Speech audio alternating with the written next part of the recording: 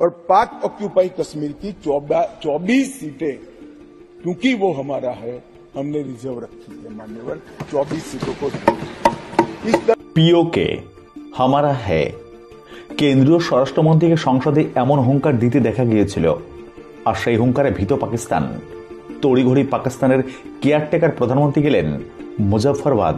মনে করা হচ্ছে পাক অধিকৃত কাশ্মীরে নিজেদের অধিপত্য বোঝাতেই এই কাজ করলেন আনোয়ার উল হক কাকর। কিন্তু ওয়াকিবহল মহলের মতে এতে বরং পাকিস্তানের আতঙ্ক পরিষ্কারভাবে ফুটে উঠেছে। ঠিক কি বলেছিলেন অমিত শাহ? সংসদের চলতি অধিবেশনে কাশ্মীর সংক্রান্ত দুটি বিল পেশ করেন তিনি। একটি জম্মু ও কাশ্মীর সংরক্ষণ বিল এবং আরেকটি জম্মু কাশ্মীর বিধানসভার আসন পুনর্বিন্যাস বিল।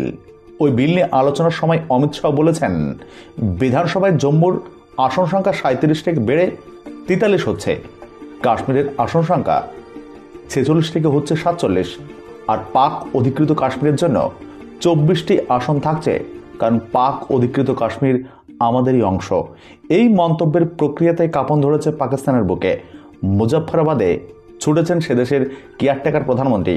পাকিস্তানের সংবাদ মাধ্যমের দাবি, পাক অধিকৃত কাশ্মীরের মানুষের সঙ্গে নিজেদের একাত্ম প্রকাশ করতেই তার এই সফর। কিন্তু আদবে বোঝা যাচ্ছে শাহর মন্তব্যে ইসলামাবাদ ভয় পেয়েছে। ধন্যবাদ।